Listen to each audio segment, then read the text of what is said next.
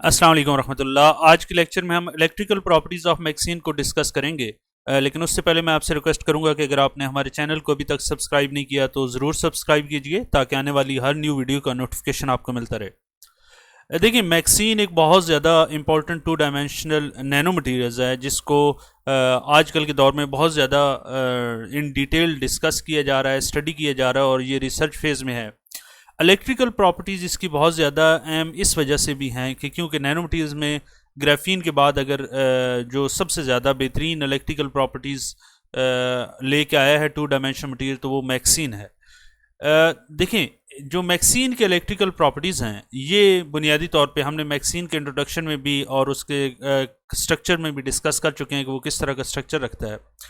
MXene की जो sheets होती हैं, टू डायमेंशनल शीट्स, ये अगर शीट्स है तो इसके ऊपर हमने कहा था कि मुख्तलिफ जगह पर फंक्शनल ग्रुप अटैच होते हैं। वो functional group mostly fluoride ion भी हो सकते हैं, हाइड्रोक्सिल आयन OH भी हो सकते हैं, ऑक्साइड आयन ऑक्सीजन का भी आयन हो सकता है। ये तीनों ग्रुप मोस्टली अटैच होते हैं और अगर आप इनकी अल्ट्रेशन कर दें तो आप इलेक्ट्रिकल प्रॉपर्टीज़ को वेरी कर सकते हैं, आप इलेक्ट्रिकल प्रॉपर्टीज़ को कंट्रोल कर सकते हैं by changing the functional group on the surface of MXene.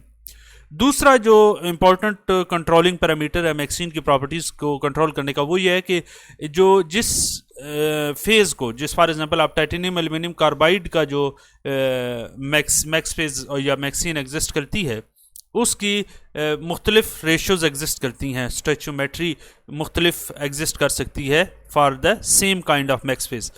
तो उस रेशियो की बुनियाद पे हमें देखना होगा कि टाइटेनियम क्या Ti3C2 है, Ti क्या होगा, Ti1C है, क्या है, मतलब कौन सा टाइटेनियम कार्बाइड मैक्सीन का कौन सा फेज़ मौजूद है। तो वो अकॉर्डिंग टू दिस उसकी स्टोइचियोमेट्री के मुताबिक उसकी प्रॉपर्टीज़ चेंज होंगी।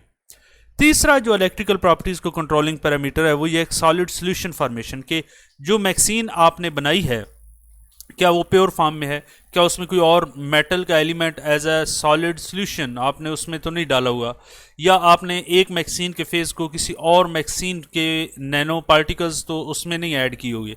यानी मल्टीपल वेरिएशन हो सकती हैं। कहने का मकसद ये है कि अगर आप एक मैक्सीन के फेज़ का solid solution with other element या विद अदर कोई भी मटीरियल हो, नैनो मटीरियल हो, उसके साथ आप कर देंगे तो उसकी प्रॉपर्टीज़ चेंज हो सकती हैं। यानी कहने का मकसद ये है कि ये हमारे पास तीन कंट्रोलिंग पैरामीटर हैं जिसकी वजह से हम मैक्सीन के इलेक्ट्रिकल प्रॉपर्टीज़ को कंट्रोल करते हैं। एक्सपेरिमेंटली हम ये कहते हैं कि इलेक्ट्रिकल कंडक्टिविटी जो मैक्सीन की है, मैक्सीन डिस्क की, ये सिमिलर है मल्टी लेयर्ड ग्राफीन के स्ट्रक्चर की। ग्राफीन चूँकि सिंगल लेयर हो तो एक, और मल्टी लेयर ग्राफीन हम डिस्कस कर चुके हैं। तो अगर आप एक मैक्सीन की डिस्क बनाएं, डिस्क टाइप उसका ये स्ट्रक्चर बनाएं और एक मल्टी लेयर ग्राफीन लें तो उनकी जो इलेक्ट्रिकल कंडक्टिविटी है वो सिमिलर होगी। लेकिन मैक्सीन की जो इलेक्ट्रिकल कंडक्टिविटी है वो कार्बन नैनो ट्यूब्स और रिड्यूस ग्राफीन ऑक्साइड से बहुत ज़्यादा है। ये बहुत ज़्यादा अहम कंसिडरेशन है। इसकी वजह यही फंक्शनल ग्रुप अटैचमेंट है, स्टोइचियोमेट्री है, सॉलिड सोल्यूशन है ये, लेकिन ये फंक्शनल ग्रुप बहुत ज़्यादा इन्फ्लुएंस करता है। तो चूंकि कार्बन नैनो ट्यूब्स में या ग्राफीन रिड्यूस ग्राफीन ऑक्साइड में इस तरह का कोई फंक्शनल ग्रुप अटैच नहीं होता तो हम ये एक प्रॉबेबल गैस ये हो सकता है कि जो इसकी प्रॉपर्टीज़ में वेरिएशन है वो इसकी वजह से है। इसके अलावा of course between the layer जो डिस्टेंस है उसकी भी अपनी वैल्यू है, वो हम आगे जाके डिस्कस करेंगे। लेकिन एक्सपेरिमेंटल वैल्यूज़ जो इलेक्ट्रिकल कंडक्टिविटीज़ की हैं, मुख्तलिफ जो मैक्सीन के कंपाउंड्स हैं उनकी हम अगली स्लाइड में देखेंगे। वहाँ पर हम देखेंगे कि जो रेजिस्टिविटी है वो नंबर ऑफ लेयर्स के साथ इंक्रीज़ होती है। तो यहाँ पर अगर आप अगली स्लाइड में आएँ तो ये वाली मैं स्लाइड दिखाना चाह रहा था। यहाँ पर आप देखें कि ये मुख्तलिफ तरह के मटीरियल्स हैं, मुख्तलिफ मैक्सीन के फेजेस यहाँ पर नीचे बॉटम में मौजूद हैं और ये इलेक्ट्रिकल कंडक्टिविटीज़ हैं। तो आप देखें कि जो इलेक्ट्रिकल कंडक्टिविटीज़ हैं मुख्तलिफ मैक्सीन की मुख्तलिफ है। ऑफकोर्स इसकी स्टोइचियोमेट्री मुख्तलिफ है, ये कंपाउंड मुख्तलिफ हैं, इनके ऊपर फंक्शन ग्रुप में भी सेम हो बट वो जो स्टोइचियोमेट्री वाला फैक्टर था वो मुख्तलिफ है। सॉलिड सोल्यूशन भी एक और फैक्टर था, यहाँ आपको कहीं नज़र आएगा, तो वो उस केस में इसकी प्रॉपर्टीज़ मुख्तलिफ हैं। अब Ti3C2 Tx इसकी मैक्सिमम इलेक्ट्रिकल कंडक्टिविटी है, ये दूसरा है, ये तीसरा इस फेज़ की है, ये इसकी है। तो ये मुख्तलिफ स्टोइचियोमेट्रिक कंपाउंड की, मैक्सीन के कंपाउंड की जो इलेक्ट्रिकल कंडक्टिविटीज़ हैं वो मुख्तलिफ हैं। एक बात। दूसरी बात यह है कि जो रेजिस्टिविटी है, जितनी भी मैक्सीन, देखें एक सिंगल लेयर ऑब्टेन करना मैक्सीन की, it is a really difficult job. मैंने जब कहा था कि हम सोनिकेशन के बाद ये ऑब्टेन करते हैं, तो सिंगल लेयर ऑब्टेन करना कंपैरेटिवली मुश्किल है। बिलमूम ये एक नहीं होती, इसके साथ 2 अटैच होती हैं या 2 या 3 लेयर्स होती हैं। तो जितनी नंबर ऑफ लेयर्स आप ज़्यादा करेंगे, मैक्सीन की रेजिस्टिविटी इंक्रीज होगी और कंडक्टिविटी कम होगी। इसी वजह से एक्सपेरिमेंटली जो हम सिमुलेटेड वैल्यूज़ लेते हैं, वहाँ पर चूंकि हम सिंगल ग्राफीन की मैक्सीन की लेयर कंसिडर कर रहे होते हैं, तो वो वैल्यूज़ कंपैरेटिवली हायर होती हैं देन एक्सपेरिमेंटल, क्योंकि एक्सपेरिमेंट में आपके पास सिंगल लेयर का ऑब्टेन होना मुश्किल काम है, जबकि एक्सपेरिमेंटली जो सिमुलेटेड वैल्यूज़ होती हैं या सिमुलेटेड कंडक्टिविटीज़ आप देखते हैं, वो तो आप एक सिंगल मैक्सीन लेयर के ऊपर कैलकुलेट कर रहे होते हैं, तो इस वजह से ये वैल्यूज़ ज़्यादा होती हैं। ओके, नेक्स्ट चलते हैं। यहाँ पर इलेक्ट्रिकल कंडक्टिविटी प्रॉपर्टीज़ जो मैक्सीन हैं, ये मोस्टली लाई करती हैं 850 टू 9880 सीमन पर सेंटीमीटर। तो देखिए ये कितनी रेंज है, रेंज ऑफ इलेक्ट्रिकल कंडक्टिविटी, ये 1000 से लेकर 10,000 तक तकरीबन इसकी रेंज बन रही है।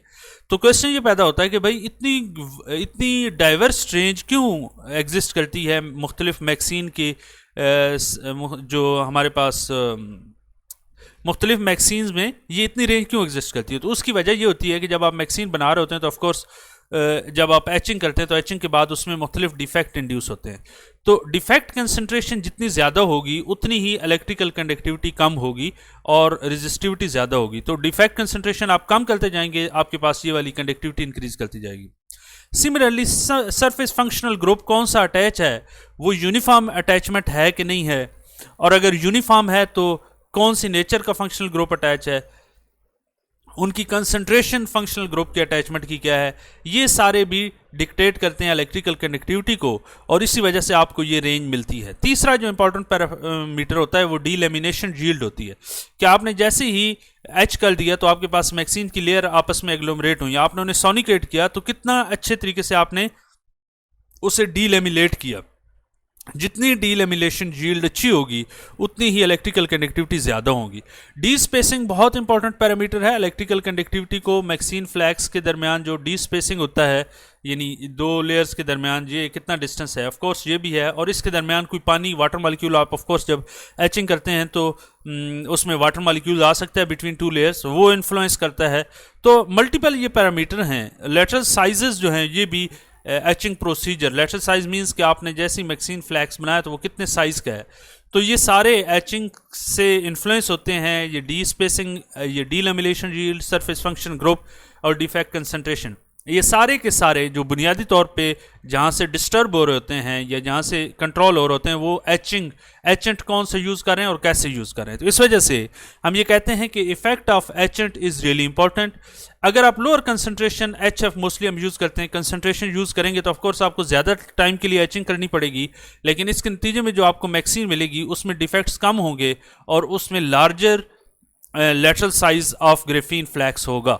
तो ये इसका लोअर एचेंट की कंसंट्रेशन यूज़ करने में। लेकिन अगर आप हायर करेंगे, टाइम तो कम होगा कि आप कम टाइम में ये रिएक्शन कंप्लीट कर लेंगे, लेकिन ऑफकोर्स ये डिफेक्ट्स आएंगे जिसके नतीजे में इलेक्ट्रिकल कंडक्टिविटी भी डिक्रीज करेगी।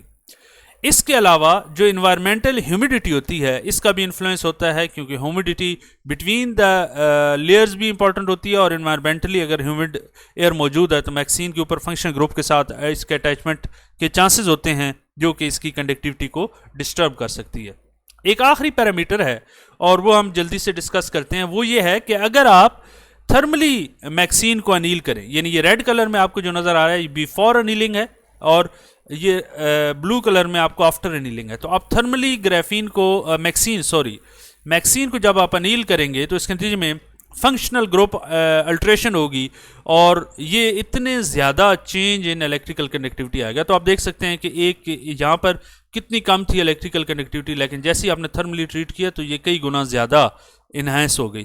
तो ये था पूरा हमारा complete lecture electrical conductivity of MXene. अगले लेक्चर में हम डिस्कस करेंगे mechanical properties of MXene. Thank you so much.